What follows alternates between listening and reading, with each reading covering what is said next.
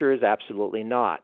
Your ordinance, adopted in 2019, Title IX, Chapter 8, expressly allows development in the special flood hazard area, provided that certain construction standards are implemented. That's what Jim Frank had been working with Nathan Stewart for some time about, since this was one of the first projects to come through since that ordinance was adopted.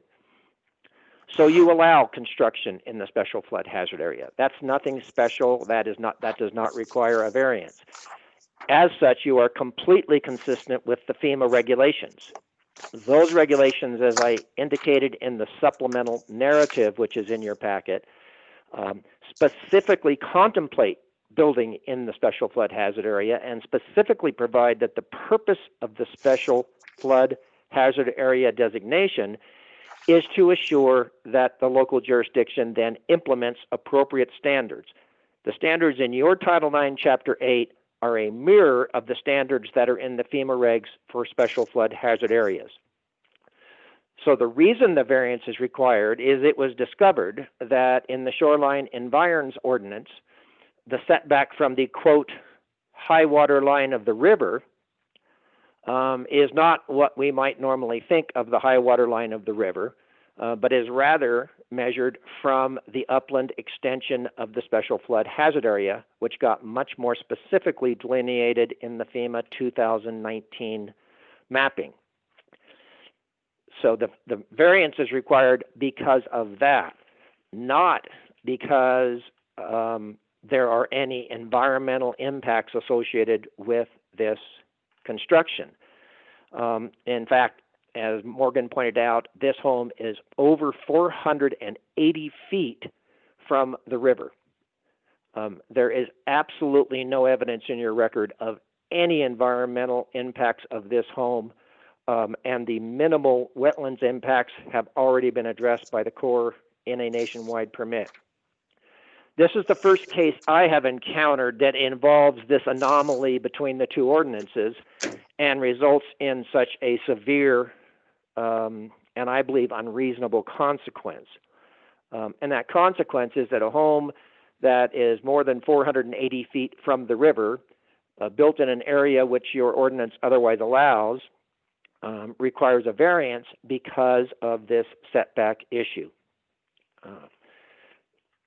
Morgan, if you could put up the simple site plan that I submitted earlier today, and if you could tell me when that's up. It's up. Thank you. So this shows you the lot, which is 5.3 acres. This shows you the buildable area that would be left without the variance. Effectively, without the variance, more than 97% of this lot is rendered unbuildable. Again, not because of the special flood hazard area, but because of the setback. 97+% of this lot is rendered unbuildable without the granting of this variance. And so that's not because of wetlands impact. That's not because of the special flood hazard area. That's solely because of the anomaly of this setback being applied. The Rivers Crossing design review process thoroughly looked at this design, not only approved it, but enthusiastically endorsed it, found the house to be placed exactly where they would want it. In fact, provided they would not want to see the house out on the street. And I think recognize the effort that had gone into this design. Again, very important to understand that where that house sits is a perched area, and the driveway bridge to the house crosses the wetlands spit that comes through there, and that's why you only have 0.15 acres of wetlands impacted by this structure. The Army Corps, as I mentioned, if you look at their permit and their information, provides that they issue nationwide permits only for activities with no more than minimal individual and cumulative adverse environmental impacts. Any project that they believe will have any significant environmental impacts has to go through an individual permitting process. They issued this permit in recognition of the fact that this one does not have environmental impacts. So while I can appreciate people being concerned about the riparian zone, this home and this application has nothing to do with the riparian zone. Now, I will tell you that I rarely stand before you, or in this case, get on the phone with you regarding variance applications, because it is the rare case in which I believe a piece of property meets the strict standards of your ordinance. And as the Planning and Zoning Commission found after its on-site visit, I believe this one does meet the standards of the variance ordinance. And I wanted to address those just briefly here. The first requirement under your code is that there are special conditions of the land which make a literal enforcement of the ordinance an undue hardship. The commission found that the literal application of the ordinance would render more than 97% of the lot unbuildable, and that indeed constituted a special condition under the terms of your ordinance. A further requirement of your ordinance is that the special condition is unique to this lot and not shared by other lots, other conforming lots in the vicinity. That is indeed the case here, as the commission found. And Jim Frank, I don't know if you're online here and able to speak and address this, but if you are, I'd ask that you just take a minute to address and explain to the council why the commission found that this condition is unique to this lot. Thanks, Steve. Just came online. Can you hear me? Yes, Jim, we can hear you. Oh, good. Yep. As Steve said, we spent some time in the field with staff and the Planning and Zoning Commission. And I think if you actually visit this, you can recognize really quickly about how unique this property is and its distance from the river. Where you see in Morgan, if you can pop up the wetland delineation real quickly. And blow it up a little bit. Thank you. The areas inside the hatched are the accepted delineations by the Corps, and you can see it is a mosaic that that happens across this site. And what you're looking at is eons of time of movement of this river through the glacial periods and all the other stuff. But what's unique about it is this area right here is all upland. And where we are encroaching is just this little spot right here, which is just on the fringe of emergent wetlands, and then screened by all of this upland area that is deciduous aspen and some other species. All native, nothing's really been disturbed on this site. I've been on this project since 1993, working with another owner, and I find this a very unique site. And I think what you find here is where they've positioned this house so that it's screened from the road and the adjacent neighbors, as well as over at Riverside Park to the east, that there's very few areas where you can actually see this house. So from the public corridor, you can't see it. Maybe a little bit now with the leaves off the trees. Another unique thing to this is that there is a generous part of uplands that are right up here that the client could have got himself closer to the venue of the river, but it was chosen from a design consideration and environmental consideration that we tuck it in this area here to minimize any impacts of the wetlands. As far as that goes, you can kind of see it relates to the property next to it, and it's much the same to the north. To talk about consequences around this area, it's my belief this is probably the first time that the Rivers and Environs application has really been looked at or discovered that we had this conflict. as far as any precedent setting with this project, I do not believe that there is.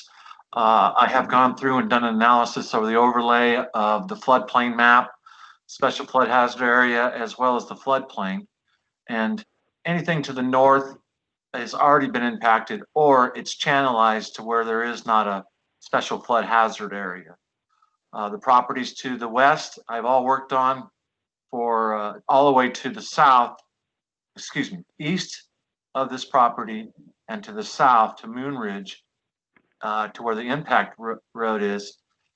I have delineated and permitted for all of these properties, and I know that they are all, there is not any encumbrances. There's no setback issues just because of the way how the banks are now. Same goes for the east side to the south, much of which is out of the city impact area. And again, the areas that do have the special flood hazard area in it are either in common area for Valley View or in the city ownership for a water quality area. And I believe there's just one area that's within the one property only that's within the in this corridor that may apply. But even then, I'm not sure because of how the banks, and when I say banks, the tallness from the upland to the river, ordinary high water mark. So this is a unique lot to this area within the city and the city impact area. Steve, was there anything else I didn't mention? No, Jim, I think you covered it. Thank you.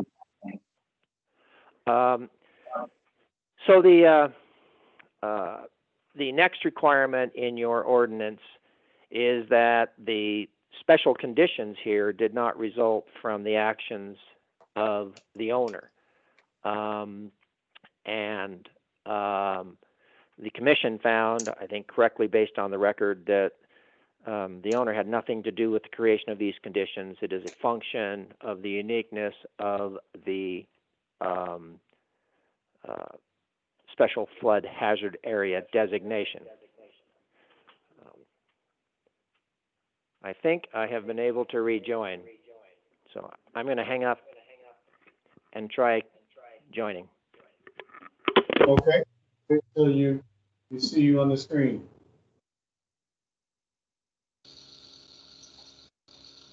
Can you hear me?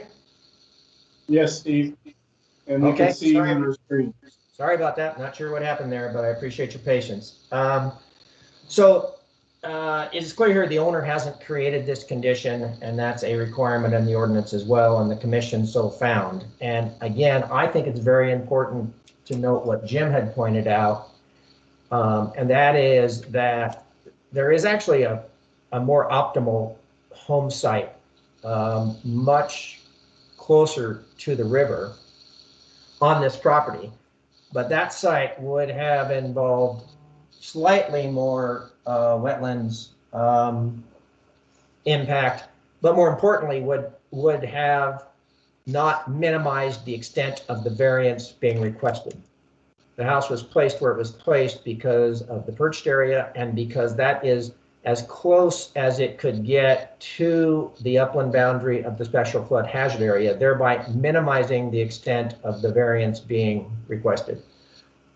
A further requirement of your ordinance is that. So it's just you and Wes. Yes, well, it was me and Wes and a gal named Heidi, who's been. Heidi. Wes, if you could please I have a hard time when Heidi and Natalie. Those names. Just... Yeah, they just keep. Who's on there? Who's speaking right now? This is Mayor Bob. I'm sorry. Could you identify yourself?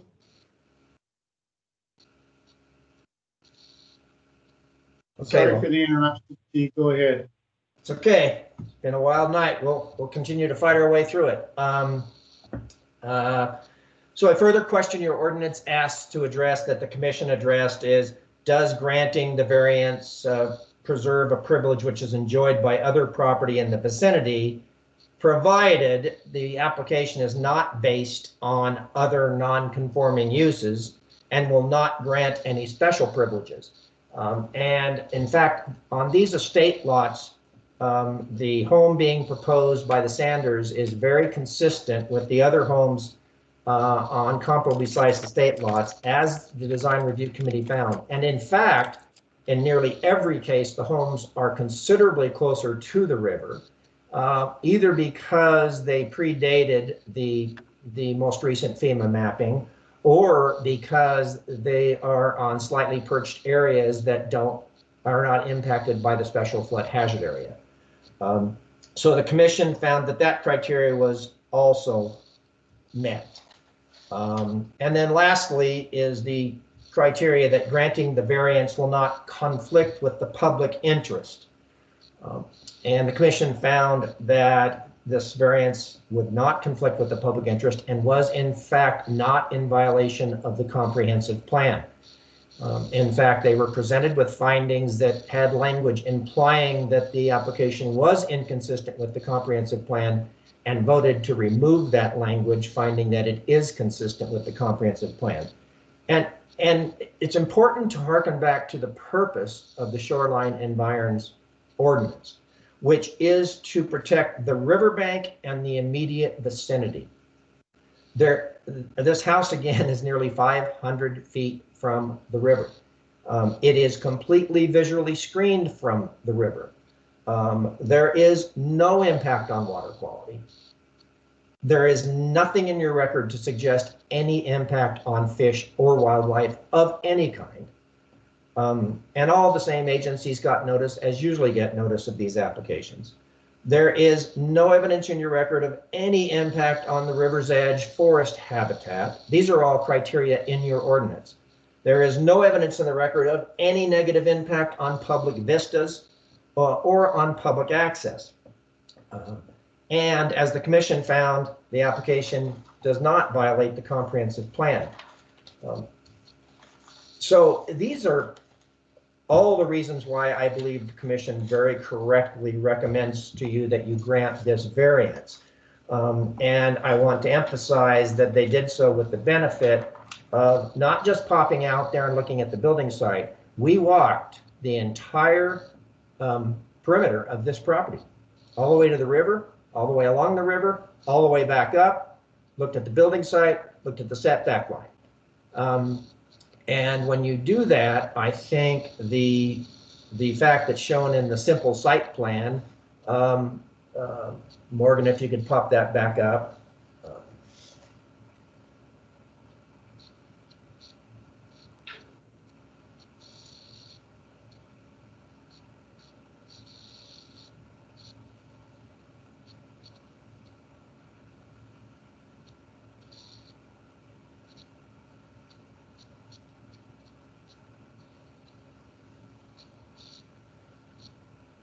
Thank you, Morgan. It's pretty graphic, and walking the site showed even more how graphic it was, and also showed that great care has been taken to select the building site. So you have a variance ordinance for a reason, and it is to allow variances from your ordinance when these very rigorous requirements are met. And this is one of the most unique I have seen, when you have an ordinance that expressly allows construction in the special flood hazard area and another that expressly prohibits it. And that makes this, I think, an even more appropriate candidate for a variance. The Sanders have taken tremendous care and respect for the property and how they have laid out their project. Most of that orange or red buildable area is in fact used for the accessory structure and local housing unit and the driveways. And then the home is as close to that as can be designed without significantly impacting wetlands. I would be certainly happy to address questions, but I would request that you accept the recommendation of the commission and allow this well-designed project to move forward. Thank you, Steve. I think I would like to hear from some more public comment, and then I want to hear from the council what questions they have for the applicant or our staff. And if we have live public comment tonight, our process allows for Mr. Milliman to time for a rebuttal on any comments that he hears live tonight. I think we have Mr. Keller, Wes Keller, on the phone. Bessie Joe, you were able to identify a phone number. Let's find out who that is that wanted to provide input. They have 3 minutes once we get them online to provide their input to us during the public hearing. Okay, so caller ending in 1941, you can speak now. Hey guys, this is Wes Keller. Just wanted to make sure you could hear me okay. Yes, Wes, thank you for joining us. Thank you guys. So I wanted to start off by thanking Mayor Giles and City Council. Thanks for this opportunity to comment on the variance being proposed for that 221 Morgan Drive. I'll get right to the point and try to be brief. This variance never should have been brought forward to the P&Z or the council. As you heard before, the criteria for the variance, number one, it's a hardship, not of the person's making. This is clearly not the case in this instance. The owner purchased the lot, regardless of the plat that noted it was in the floodplain. I kind of say buyer beware. When you want to build an 11,000 square foot house in the floodplain, you really need to do your homework. I want to stress that this is new construction. This wasn't someone who got duped on a place they bought, and this isn't something that's been built yet. So it seems like the buyer purchased the property, the design team built a structure in a floodplain, hoping the city would bend their city code instead of planning the house around the city code. So this hardship is really entirely of the buyer's making. Stress the second criteria for a variance, that it's unique to the building of the site. So I heard some arguments saying it's not like any other site. Well, you could say that about any plot of land against any other plot of land. But what we could say is there's other building sites that built outside of the floodplain right in the same neighborhood. So if this variance is granted, really, I've heard there's no other property like this. A lot of them probably didn't build in floodplains. What's to stop others from trying to build in a floodplain? So I don't think this is an isolated variance you're voting on tonight. If this is approved, you can expect others to try to get similar variances and build in the floodplain based on this decision. So why does this matter? What's the big deal? So why would we care about building in a floodplain? And like I said, I've worked as a fishery biologist. I've been doing river restoration in McCall for over 15 years. As a recreationalist, a person who likes this, uses the river, floats down the river, I've just witnessed developments in the associated landscaping that's impacting our river environment. These impacts include, removing riparian vegetation, the planting and fertilizing of lawns right at the river's edge, the displacement of wildlife habitat, the associated landscaping. When it's built close to these rivers' edge, it adds nutrients to the river. We've seen Lake Cascade year after year, toxic algal blooms on a yearly basis. So we have these floodplains for a reason. They act as a buffer zone. They're setbacks to be followed and protected. These are public assets. While this property might be this person, these assets belong to the North Fork of the Pit, belongs to everybody. I'm asking the City Council to follow the City Code 3702-023 that states basically that the river environment, the high water mark should be the limits of the special flood hazard area. This was specifically added to the city code so that floodplain development defined in Title IX, Chapter 8 would not occur within the special flood hazard area. By allowing this variance, you are deviating from the intent of the code. So I would ask the city to deny this variance for the following reasons. It does not meet the criteria of the variance, does not follow city code, and it would have impacts of the river environment.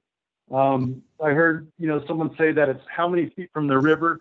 When the water comes up, that distance shrinks considerably. So they're looking at that at low flows.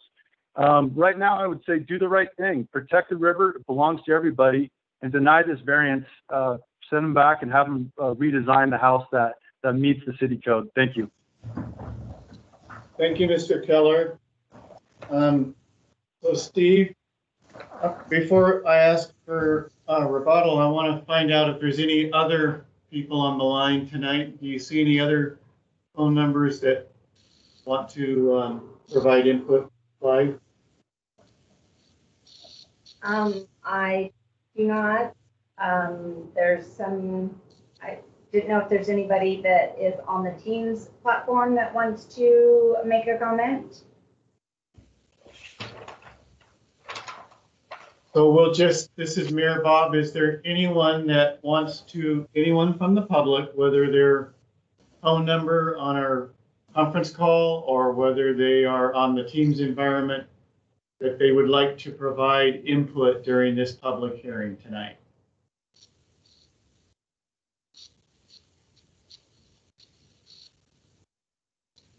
All right, I think we have captured all the live, as I call it, the live input from the public. Mr. Milliman, you have some time to talk to us about rebuttal on what you heard. Okay, thank you, Mr. Mayor.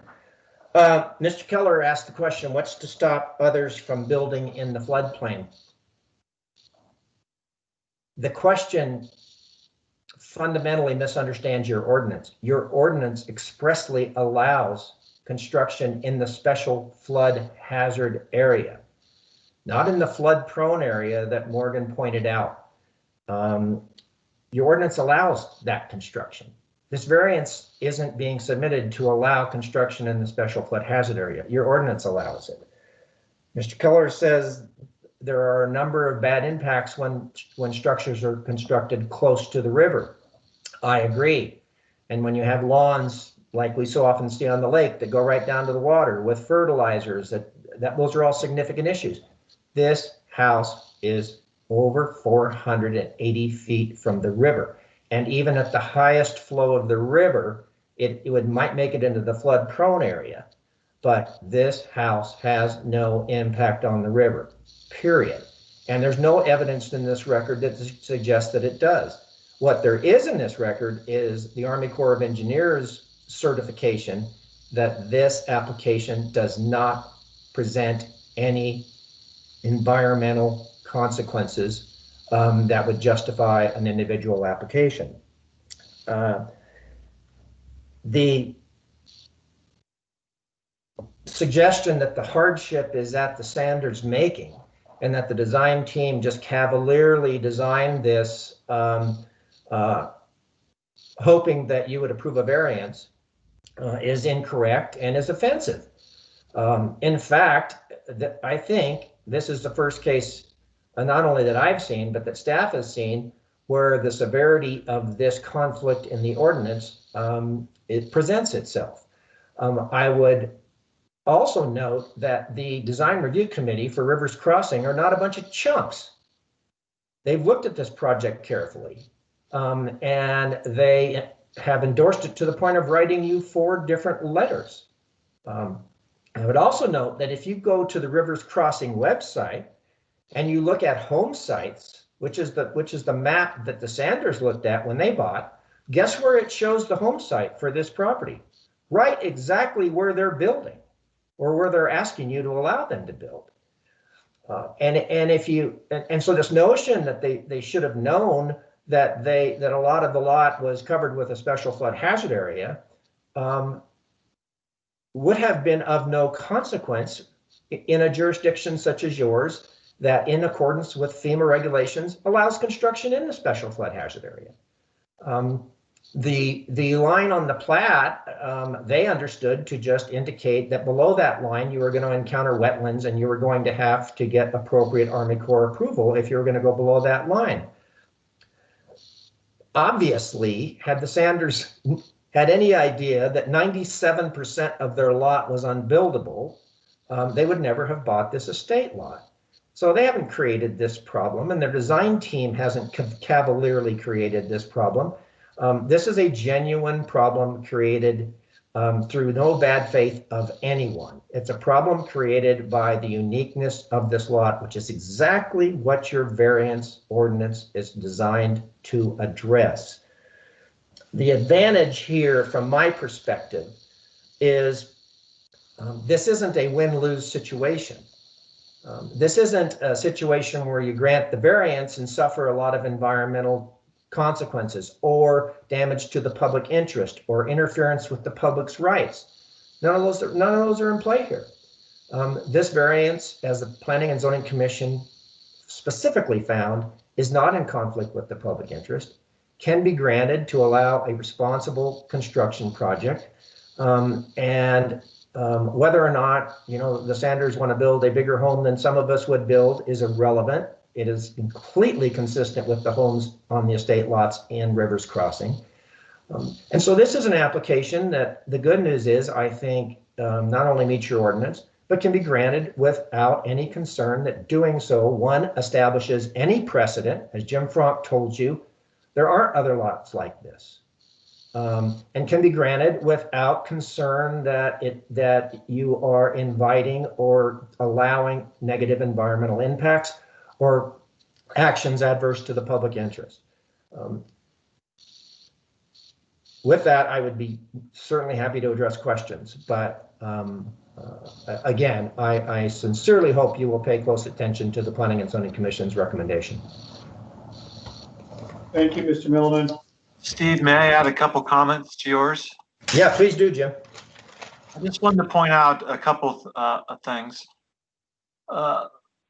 The public use of the river goes from what they call the ordinary high water mark, which is a place where the state comes along and establishes where there is kind of an average or a mean from the top of bank scour line to the bottom of it. And that's why you see this, I don't see if I can do the, I don't know if you can see my cursor, but anyway, if you look at the property to the east, you'll see a dashed line, which is the most easterly part of the property, which goes around the walking trail that ends up over by the Sheep's Bridge, directly across from the park. That is what the state is considering to be waters of the United States and Idaho. From that property line to the west, all of that is private property. But the point I wanted to make in that particular area is all the vegetation east of the house is being preserved. It's not being altered. It's staying in its natural state. It has all of the coefficients. When I mean coefficients of the slowing down the water, cleansing the water, things of those natures, not being disturbed. There's not a road out there. There's nothing except for the common trail that goes out to the east of it.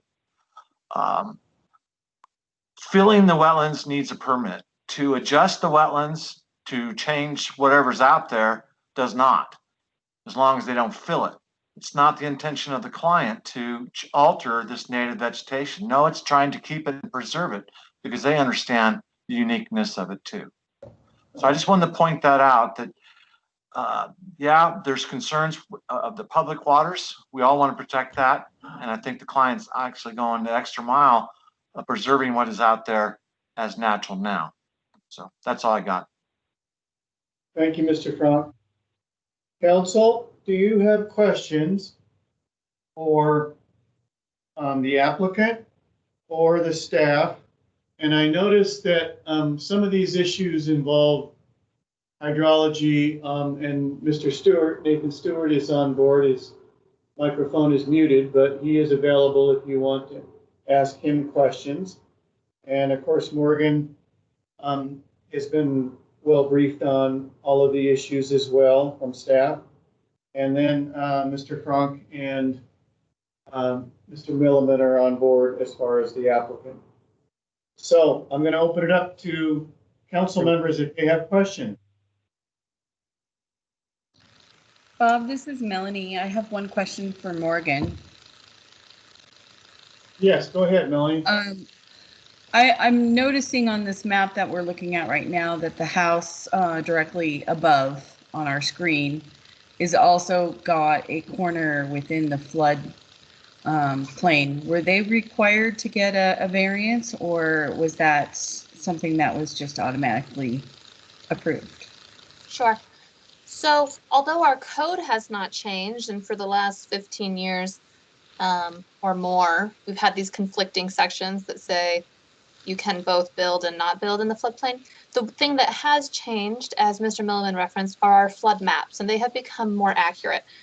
So those were adopted in February of 19. This house came through, I think, more like 10 years ago. And when it did, the floodplain line was further back. So they did not come through for a variance. They were not in the designated flood plain at that time, and they were set back from that floodplain. The floodplain moved forward into where their house site is when we adopted the more accurate flood maps in February of 19. It was Okay. originally back here where these trees were, I think, a little. Okay, I know that they have since rebuilt from a fire, and so I was just curious if that had affected them in any way. So Yeah, so at the time they were meeting the setback and they were outside the floodplain, and they were outside the area of the plat that prohibited development. okay, thank you. Yeah. Any other questions from council? For the Bob, applicant? Bob, it's Go ahead. Mike. This is Mike. Is this time just for questions of the applicants or for deliberation, discussion, and comments from council? We start with questions, and then our next step will be the deliberation. I have to close the public hearing before we can deliberate. So this I just discussion want right now is, clarification. yeah, this part of the discussion is part of the public hearing, so it's for questions. Great, thanks. I don't have any questions. Yeah, a question, Colby here. Looking at the map that's up on the screen right now, you say that this is 500 feet from the river, but just the bottom of this, there's a yellow kind of slug looking thing, and just to the right of it, there's little, I can't tell if that's the pathway or a small body of water. I think there's a little inlet of water that kind of meanders up towards the house there. Does that fill in high water, and is that a concern for contaminating our river? Councilman Nielsen, this is Steve Millman. I think the answer to that is no. I think keep in mind that the gold colored area in there is the 500-year floodplain, which is not in play here and is not a river course of any kind. But Jim Franck, would you like to address that? Yes, Councilman. The yellow is actually the trail that starts up from Morgan Drive and goes down the property line to the south of the subject property and follows this orange thumb, as you call it, to the Sheep's Bridge. So it is higher in elevation based on when they built the old crossing in the 20s and then moved the Sheep's Bridge here. What you see to the right of it is potentially, I think, could be water, but more importantly, I think it is probably emergent wetlands that just are a different color because of the screening. I do think at some portions of time it may become inundated through groundwater from the river coming through that area, but it's not often. So I don't know if that answers your question. And Jim, this is Steve. Could you clarify that the house itself has not been placed in the midst of any such area? The house has not been set in any area where we have inundation from the groundwater coming from the river. No. Okay, and then I guess for Morgan, since we didn't go through all the conditions of approval, there was one condition for local housing in there. Can you fill us in a little bit on that? Yes, thank you, Colby. Let me run through all the draft conditions of approval that were approved or recommended by the Planning and Zoning Commission, and then I will focus on the one that you're referring to. So the first is that all applications, the record of survey to remove the setback line that was identified on the plat showing that you could not build in this area, that record of survey application, this variance application, and the shoreline application are contingent upon each other, all receiving approval. 2, prior to issuance of a building permit, the applicant shall receive final engineering approval. 3, prior to issuance of building permit, the applicant shall receive approval for a floodplain development permit. 4, prior to issuance of building permit, the applicant shall purchase 2 sewer connection permits. 5, prior to issuance of a building permit, the applicant shall receive approval of an administrative approval application in relation to the proposed local housing unit in the accessory structure and approval from the City Council for the proposed deed restriction language. 6, prior to issuance of a certificate of occupancy, the applicant shall provide a copy of the recorded deed restriction for the local housing unit within the accessory structure. And 7, approval of this application shall lapse and become void whenever the applicant has not applied for a building permit within 1 year of the date of City Council approval. So what those 2 conditions, number 5 and 6, referring to local housing, have to do with are this secondary structure closer to the road, the large detached garage with the 700 square foot dwelling unit in it. This is because as of, I believe it was January 1st of this year, Council adopted the new code to limit the size of accessory structures to 1,500 square feet. And this accessory structure is over 3,000 square feet. So it's more than double the size of permitted accessory structures per the code adopted January 1st of this year. Our code that we adopted did allow one certain exception to incentivize local housing. And that was if an accessory structure were to, it could exceed 1,500 square feet if it included a deed restricted local housing unit for rent, in this case, because it's an accessory structure. So the applicant has agreed that they would deed restrict that 700 square foot ADU in the structure so that they could have this detached garage of 3,000 square feet. We didn't bring the deed restriction language forward at this time because we had no guarantee that this was going to be approved as a variance. So it was a condition, and provided the variance is approved, then we can start working on that deed restricted local housing unit language. And we'll bring that template before you at a future date, talking about the base rate and rent and those types of things. Great. That's all I have.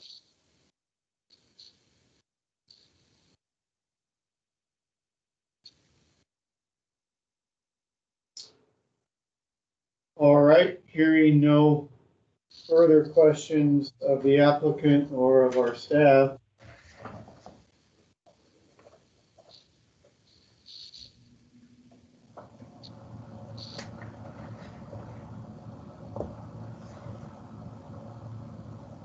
I'm going to close the public hearing, and no more public testimony will be allowed. This is the point where council will deliberate based on all of the input they have from previous meetings, from their packet, our agenda packet, and what we have heard tonight from the various parties. So I think the best way to do the deliberation is to go one by one. I will start same order that we've gone on other items, which is Mike. You will lead us off. And the deliberation process now is to make a suggestion on which direction we should go. The recommended action is to direct staff to draft findings of facts and conclusion. Law documents either approving or denying the variant for review and approval at the next meeting. Mayor, this is Michelle Grunewald. I also wanted to throw out the option, because I know it's getting quite late. If the council wants to, you can also continue this item to your next meeting for your deliberation if you want to move things along. What is your priority, Michelle? You have another hearing right after this in your department. So, well, I don't want to prioritize them. I just know like land use decisions are really important. So sometimes it's good to pause and kind of think about it and pick it up when people aren't exhausted. So that's the only reason I throw that out there is, at planning and zoning, we typically don't make decisions after 9 o'clock because sometimes we say like, it's hard to make good decisions when people are tired and that kind of thing. So it's completely up to the council, but I just wanted to give you that option. That there's always an option to continue it. Yes, we are aware of that, but in all fairness, do you want us to make decisions on, it's now 9:30, your next option, your next item is very important. It's also a public hearing. Do you want us to make decisions on that late at night? I think that's going to be up to the council if they feel like they have the energy to slog through that. Or if they want to continue that as well. Okay. I didn't know whether we even had that option because I understood you were on a very tight timeline to meet January deadlines and such, but thanks for letting me know that we have that flexibility. I know after that, we have a emergency item for a Bobcat Toolcat that needs to be approved for snow removal. So that can't be deferred. Council, let's go back through each of us and what do you want to do the rest of the evening? Which of these items, I mentioned 3. We have this public hearing that we're working very diligently on, making progress. We have another public hearing on, let's see. Code amendments. Thank you, Bessie Jo. And that'll be very lengthy in my opinion, because it's a lot of pages. And then we have a very short item on a piece of equipment that we need for snow removal. So, which of those items do you want to work on? I'm fine if you want to work on all 3 of them, but I'd like to hear from each council member. Mike? Bob, thank you. I think that I'm not clear that the code amendment discussion is urgent, that it needs to be addressed this evening. And I think that one, because it is lengthy, would be one to consider moving to another meeting. Sounds like a good suggestion. How's the rest of the council feel about that? I'm on board with that. So am I. Toby's on board. Melanie? I'm on board. Andy? Yep, I'm on board for that. All right, we'll make that command decision. That'll be deferred till. We'll have to, once you finish this, once you guys make some kind of a decision on the one that you're on, or, if you want to. Maybe we will. Right, whatever you're going to do, whether you're going to continue it or whatever, then the next one you'll need to open the public hearing and then continue it to the next date certain. So, because it was posted and everything, you have the public hearing tonight, so you will be, all you have to do for that next public hearing is to open the public hearing and then continue it to a date certain. So you already closed the public hearing and the one that you're discussing right now. So as Michelle stated, you could continue your deliberations to another meeting, or you finish them tonight, whichever you would like. And then when you go to the next public hearing, you would open the public hearing and continue it to a date certain. All right. Bill, you tracking this? Bill Nichols, is that correct? Yes, yeah, Mayor, I think you need to finish this one, whatever you're gonna do on this one tonight, then move to the next one and make your decision on what you're doing then. So I would just kind of stay on task with this variance application, whatever you're gonna do there, move to the next one, decide whether you're opening it, tabling it, opening it, hearing it, whatever it is you're gonna do. But I'd say stay on task with this current hearing and go from there. Thank you, Bill. All right, we'll stay on task. We've made a lot of progress. Let me start over. And thank you for bearing with me. There's a little bit of, it is getting a little late. So I think we need to be flexible on some of these things. Mike, what's your deliberative advice to us again about this particular variance? Thanks, Bob. Yeah, and as many know that my day job is a real estate broker in McCall and have been for many years. I've walked this property numerous times. I have listed and sold. I have listed and presented this property for sale twice, and I have sold it twice. I'm well aware of the property, and both of those times of selling the property, the buyers understood the buildable area, which is sizable, and they understood the wetlands were not an area available to be improved. So contrary to the representative's comment that there's no way of knowing this or whatever the comment was, it's certainly something that someone doing their due diligence, purchasing the lot, it's very clear. And it certainly was in the two times that I represented this property.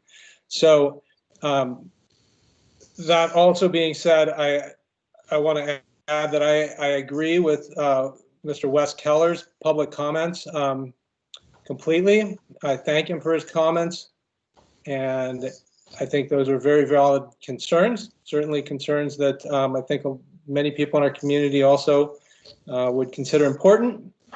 I do think that doing a variance sets a precedent, and I think it's something that we need to be very careful with. And I'm not convinced that what we've seen is clear hardship.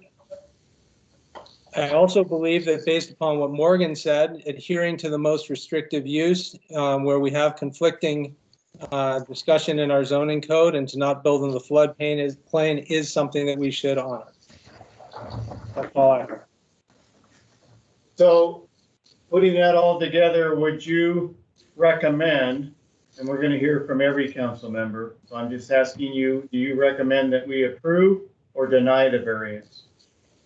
Well, I understand that the applicant and representatives have invested a lot of time in what they're doing, and I respect that. However, my recommendation is not to grant a variance. Okay, thank you, Mike. Let's go to Melanie.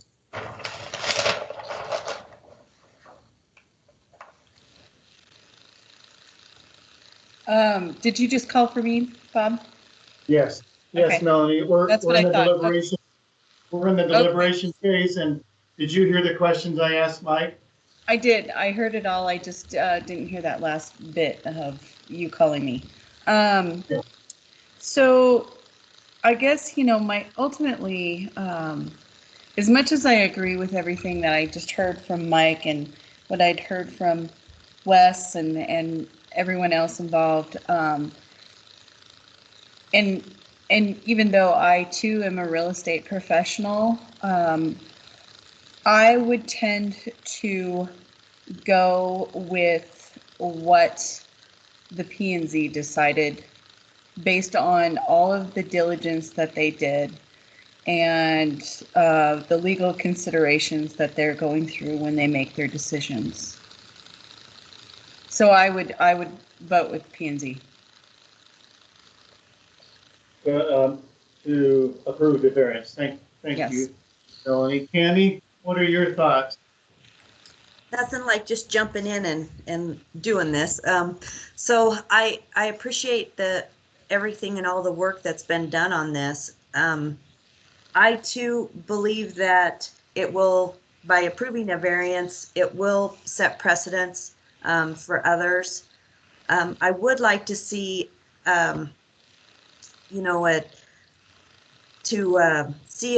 to remove the development in the floodplain, but reduce the setback. Morgan had said about that from where the setback to the wetlands or the floodplain was. So my recommendation would be to deny the variance. All right, Colby? what's your recommendation during the deliberative process?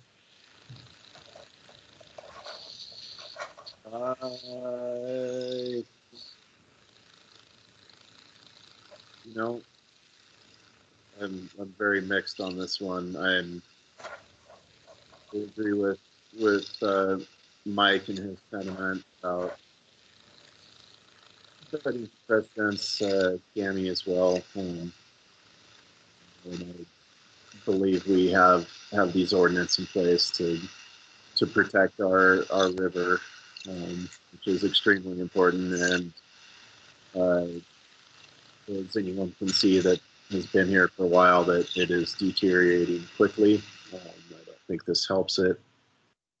On the flip side, we would gain a local housing unit, which is also critical, and as you've heard earlier tonight, something I'm pretty passionate about. So this one has me pretty torn right now. I think it's, you know, I can't say what I would recommend at this point, but that's kind of what's happening in my mind here. You know, that I'm sitting here at work 15 hours later today. So based on that, my perception is we do not have a majority that would carry tonight. So rather than ask for a motion, I think I would recommend that we consider the option that Michelle gave us, and that is to continue this topic at another meeting. Michelle, what's your thoughts on this? Do you think we could gain anything from that? Or do you want us to try to deal with it tonight and make a decision? As I mentioned, I think it's ultimately the council's decision. I always say that land use decisions are usually for 100 years or more. So I always think sometimes it's nice to sit with that information and process it and evaluate it and revisit it when you're not exhausted. Okay. Can we, I did close the hearing. Can we, so perhaps we would table this. I will need some help from legal counsel on how to wind down tonight. And then if we need to reopen the hearing tonight or at the next meeting, Phil, could you advise us on this? Sure. Mayor, you don't have to reopen the public hearing unless you're asking for more information. If you're just going to use the information that you have, you can simply table this to a date certain. It'll be added to the agenda on that meeting, and then you'll be expected to deliberate and make a decision at that meeting. I think that's where we're at. This is really important stuff, and I want to make sure that we're fresh on that. So, council, are you okay with that? I want to ask all of you, are you okay if we table this, but not reopen the public hearing? And then to a date certain would be our next December meeting? You have the December 17th meeting, and then you have the January 14th meeting. All right, so we'll need to decide which of those two dates we want to table this until. Council, would you help me with that? I'd like to hear from each of you. Mike, are you okay with tabling this and then visiting it? And then if so, which of those two dates do you want it to be on? Well, Bob, I'd say that I very much appreciate the comments that each council member just made regarding this, very much. I also have heard from Bessie Jo that our agenda is quite lengthy at the next meeting, and we just kicked over 2 items to that meeting.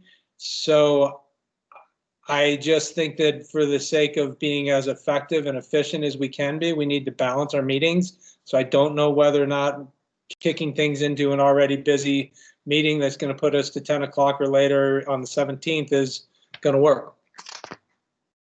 I guess we can get that on the scheduling, but that sounds like we've already got a busy one. The other question that when we get to scheduling is whether or not anything can occur during the work session on the 18th. That's the feedback I've got. Okay. Oh, yes, Those are good points. Is that? Yes, you could do If I may, Beth Joe, we have the item on our agenda regarding the changes to our zoning code, which is a lengthy one and really does require people to be fairly sharp in looking at that. And that, if we don't have the work session on the 18th already fully booked, that might be a good item for that if possible. Just a suggestion. So Annette and Bessie Joe, is that possible, what Mike suggested?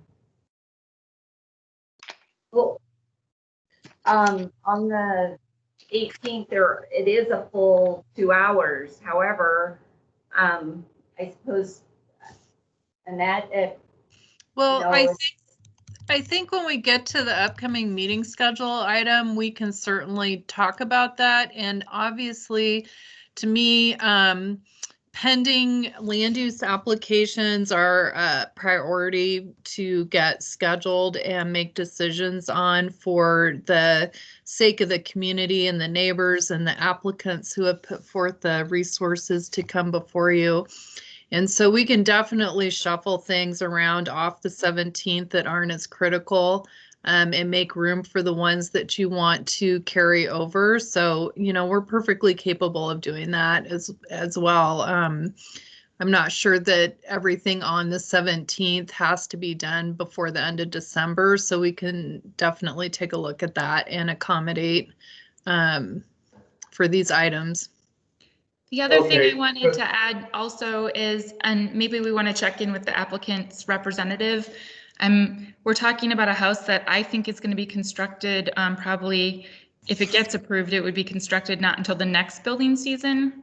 So I don't know if there's any urgency, like if you wanted to move it to January, but that's something I can't speak for the applicant. But we're not really in a time where people are starting new projects anymore. So. Mr. Milliman, can you respond to that? When is the January meeting? 14th. The 14th? I mean, obviously the applicants would like to have a decision as soon as possible. I also want the council to have a full opportunity to deliberate. So I guess I would have to say I'm not sure it matters critically whether it's the 17th of December or the 14th of January. And we'll certainly try to work with the council on whatever date the council thinks is most appropriate. Thank you for your flexibility on that, Mr. Milliman.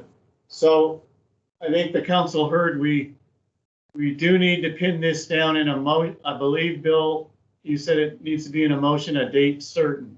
So I can't wait till the end of the meeting when we're talking about future meetings. Mr. Mayor? Go ahead. I'm sorry, this is Steve Milliman. I just looked at my calendar and I realized I won't, maybe it doesn't matter because it's not a public hearing. I will not be available on the 14th. So I guess, but if the council doesn't intend to reopen the hearing, that may not be a critical consideration. Okay. Council, which of those two dates do you want to use? The 17th, Annette said she would help us rearrange some things, or the January 14th?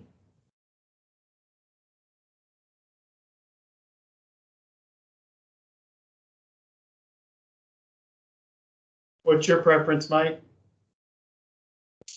I don't have a preference. Okay, Melanie? I would go with January personally. Okay, Colby? Yeah, I mean, if we're kicking it down the road, January works, I think would be better. Tammy, you good with that? Yep, I'm good with that. All right. So I need a little bit of help. We need to make a motion to table the discussion.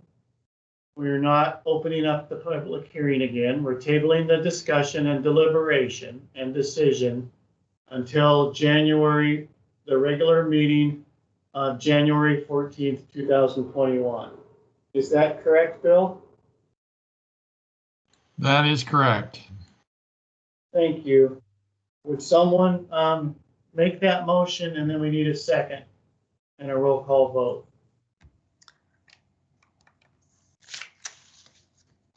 This is Cami. I'll make the motion to table the deliberation for public hearing, Agenda Bill AB 20-335, variance 20-01 variance application for 221 Morgan Drive until the January 14th City Council meeting.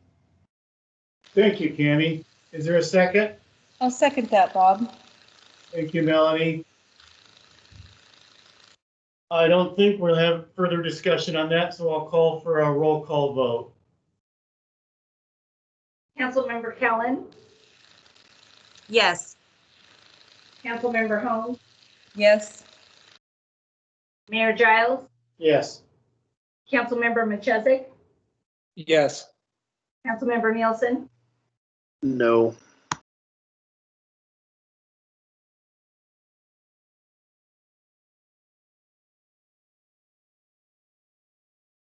Okay, motion carries. To the applicant and staff, thank you for a good presentation. We made a lot of progress in the understanding, and we will revisit this with, we won't be as tired, and we'll make a great decision in January. So we'll move on to the next item, which is not, we're going to open the public hearing for, let's see.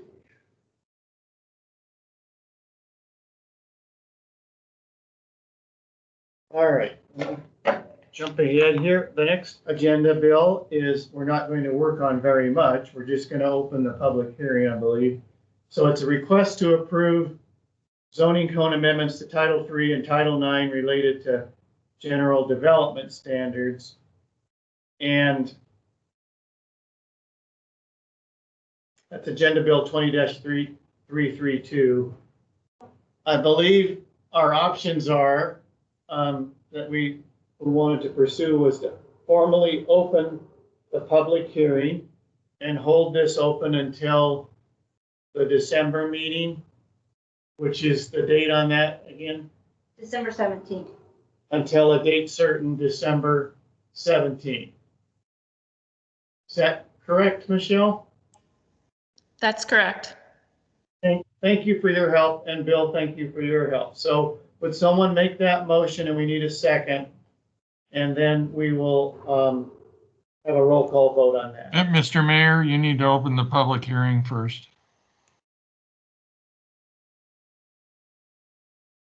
Got it. I thought I had to open the public hearing after we made the motion, but Yeah. thank you. Thank you. Keep me straight. I hereby open the public hearing for the request to approve CA-20-03 zoning code amendments to Title III and Title IX related to general development standards. Agenda Bill 20-332. All right.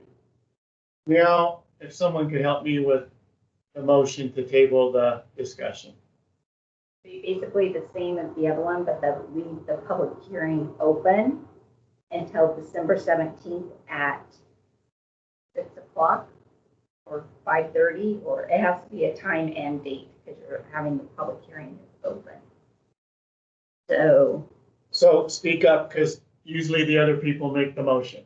So it needs to be made to leave the public hearing open till December 17th at 5:30, or as soon as it may be heard thereafter, for Mr. Mayor, can I help? Please. May I Yes. suggest a motion? Yes, The Bill. motion is to continue AB 2332, including the public hearing, to December 17, 2020 at 5:30 p.m. Thank you, Bill. Would someone make that motion? please? So moved. Colby. Or do I need to read it? Second. Thank Melanie. you, Colby. Thank you, Melanie. Motion has been made and seconded to, Bill, could you repeat that one more time? To continue AB 20-332, including the public hearing, to December 17, 2020 at 5:30 p.m. Thank you, Bill. May I have a roll call vote, please? Councilmember Nielsen, Yes. Councilmember Holmes, Yes. Councilmember Callan, Yes. Mayor Giles, Yes. Councilmember Machesik, Yes. Thank you, council. The motion carries, so we will revisit this. We'll continue on with the public hearing and make progress on it in December. I believe that takes us to our snow removal equipment.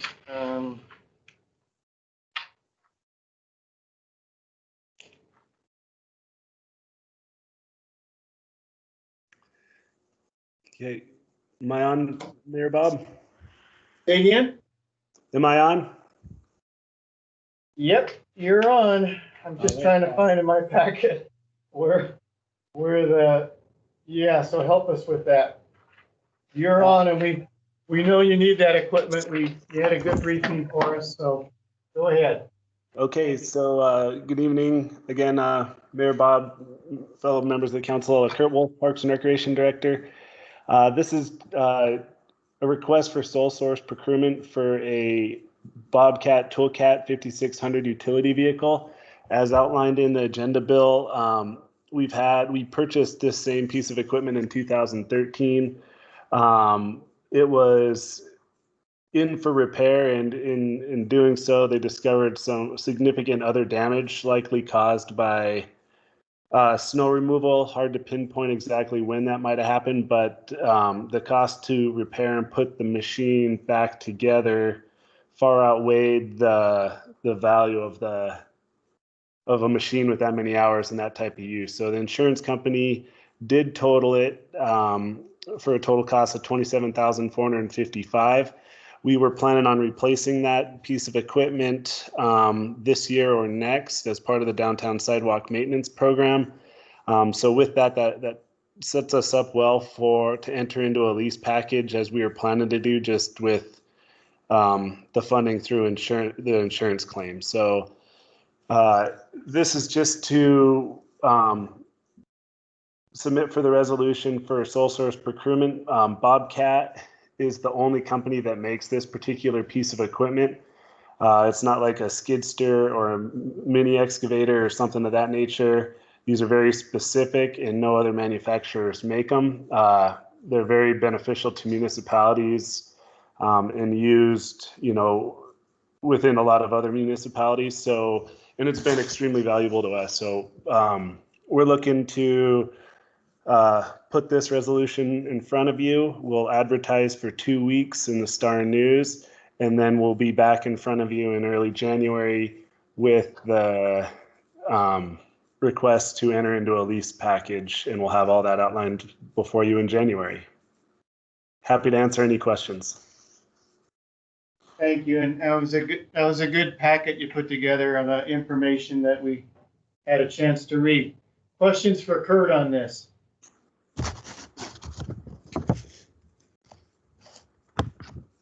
Everyone good with it? Yep. Mike. Thank you, Mike. Yeah, I'm good with it.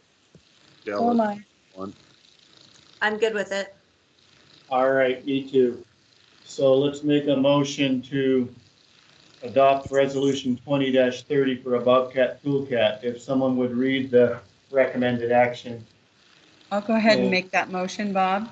I make a motion to adopt resolution 20-30 for a Bobcat Toolcat 5600 utility vehicle sole source procurement and authorize the mayor to sign all necessary documents. Thanks, Melanie. Second? Is there a second? I'll second it. I think Colby was first on that. Thank you both, though. So we have a motion has been made and seconded to adopt resolution 20-30 for a Bobcat Toolcat 5600 utility vehicle sole source procurement and authorize the mayor to sign all necessary documents. May I have a roll call vote, please? Councilmember Holmes, Yes. Councilmember Nielsen, Yes. Councilmember Kellen, Yes. Mayor Giles, Yes. Councilmember Machezek, Yes. All right, that motion carries. Proceed with that, Kurt, and thanks for helping us with that. Okay, thank you. Good Yeah, I night. think that's it for you. Good night. Thanks for hanging in there with us. We really appreciate it.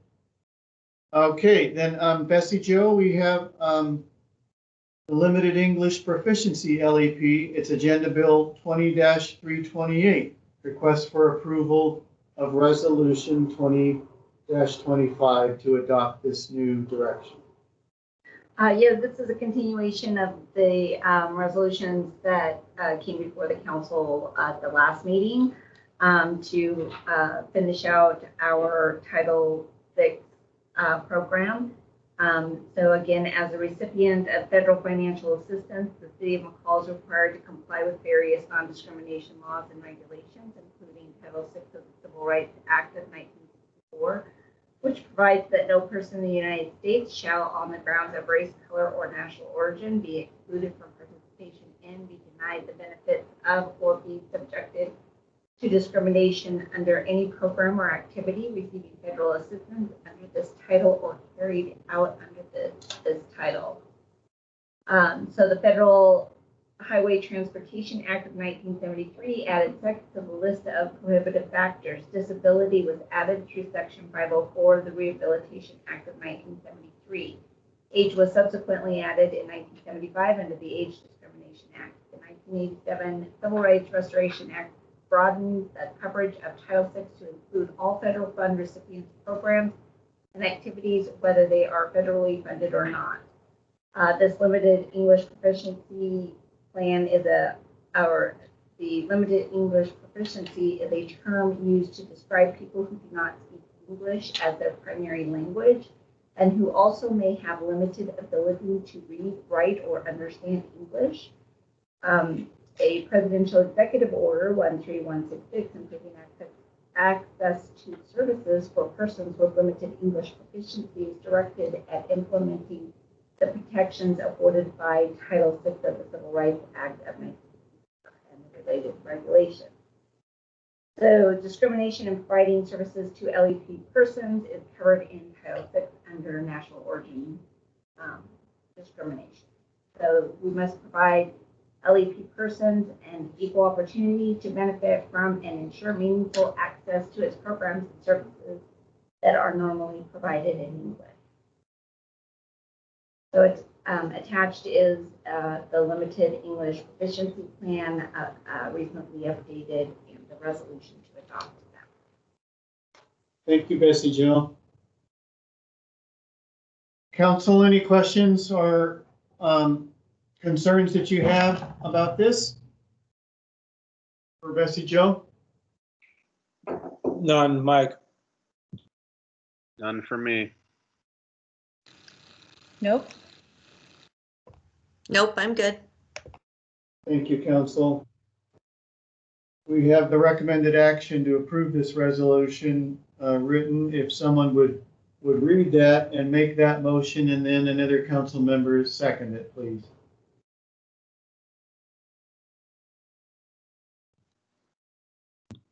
Mike, I'll make the motion to approve Resolution 20-25, adopting a limited English proficiency plan for Title VI compliance and authorize the mayor to sign all necessary documents. Second. Thank you, Mike. Thank you, Colby. A motion has been made and seconded to approve Resolution 20-25, adopting a limited English proficiency plan for federal Title VI compliance and authorize the mayor to sign all necessary documents. May I have a roll call vote, please? Councilmember Machesik, Yes. Councilmember Nielsen, Yes. Councilmember Callan, Yes. Mayor Giles, Yes. Councilmember Holmes. Yes. Thank you, council. The motion carries. The next item is pulled. And the next item we pulled, that's the city manager annual performance evaluation discussion. We will do that in December at our next meeting. Tracy will help us with that.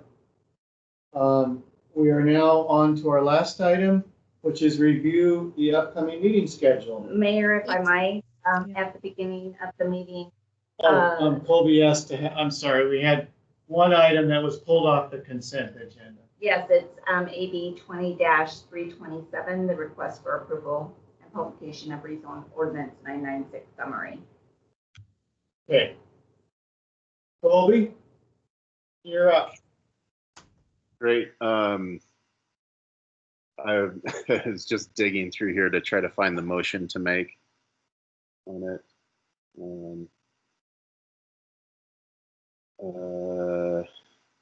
Where did it go? Sorry. No. All right. So can you? I don't really have any comment on it. I will happily make the motion. Okay. Bessie Joe and Bill, can you help us with that? It's item number 9 on the consent agenda. There's an agenda bill and a motion on the agenda bill. Just that Colby pulled it off. Do you want to explain why you wanted to pull it off of the consent agenda? Yeah, I voted no to this last time, and I don't want to vote yes to it, so I requested it was not on the consent agenda. Okay. So how do we, how would a So person? you just ask for a motion that's on the agenda bill and somebody can move to approve it. That's what I was. It'll be at the front of your packet. Yeah, no, I'm looking through the. I'm sorry. Well, this is Mike. Since Colby didn't want to make that motion, then that leaves it to somebody else. If someone else is going to make a motion. Okay. Here, so Yeah. Okay, here. That would be the correct procedure. So I move to approve the publication of the summary of rezone ordinance 996, rezoning the property of McCall Valley Storage Condominiums from R1 residential to CC community commercial, and authorize the mayor to sign all necessary documents. Second. Okay, is it just customary for a person that makes a motion to vote for it? Is that okay if they vote against it? Yes. It is okay? They just made the motion and then when we roll call, he can vote however. Okay, thank you. Yes, I had just lost that item, so sorry for the delay. Okay. I was just wanting to make sure we're doing things correct, everybody. Thank you for your patience with me tonight. A motion has been made and seconded to Approve the publication summary of ordinance 996. Is everyone here, Bessie Joe? All right. May I have a roll call vote, please? Councilmember Nielsen, No. Councilmember Holmes, Yes. Councilmember Callan, Yes. Mayor Giles, Yes. Councilmember Machesik. Yes. All right, that motion carries. So we've covered item number 9 on the consent agenda, and that's all documented. I think we are now down to our upcoming meeting schedule. Thank you, Annette, Yeah, no problem. So I'm just going to keep this short and sweet and remind you that you have a special training, special council meeting next Friday at 1 p.m. with our insurance provider, iCrimp, an ethics training, and then a training on how library boards work with counselors and the city structure. And then I think I will not go through any kind of detail on the December or early January because we have a lot of shuffling to do and rescheduling. And so we'll have an updated calendar for you at that special council meeting to reflect all the changes from tonight and what we'll propose to move off to accommodate them, if that's okay. And so unless you have any questions for me or thoughts on items that you want to see added to a future agenda, that would be good for me to know, but otherwise I will leave it at that. Thank you, Annette. Anyone have energy that still wants to talk about future meetings? Anyone on the council? Go ahead. I would still like to have some time on the meeting where we could actually have a meaningful conversation about the parks and the public works thing with relocation.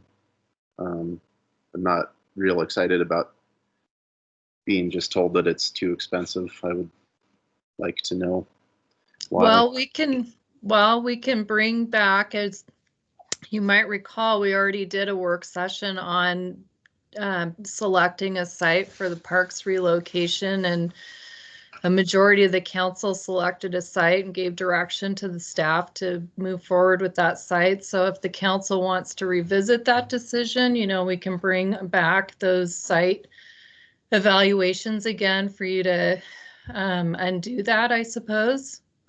Well, I don't think it wasn't on one of the options for the site. The Riverfront Park? Yeah. It was. I think it was. Yeah. But we can bring it back if the council would like that to be revisited. I'd look for your direction, though. So, Annette, I don't think that's what the council wants. I think you described it correctly, but let me poll each person. Mike, you want to revisit this? I don't think so. Okay, Melanie? If Colby feels that strongly about it, I am totally willing to revisit it. Okay, Tammy? Well, I'm not very familiar. I am a little bit, being on the lot committee, I was able to listen to some of the presentations the last couple of years. So I don't see any need to revisit it. I'm not interested in revisiting it, and that was you characterized it correctly in that. It was not unanimous, but the majority wanted to move on and implement the site location that we've been talking about. So that's my interpretation of what the council wants. Do we need a formal vote on that? Only if you want me to add not really a formal vote, but if you wanted me to do some additional staff work and schedule something on a work session, yes, I'd like to know that there's interest in that.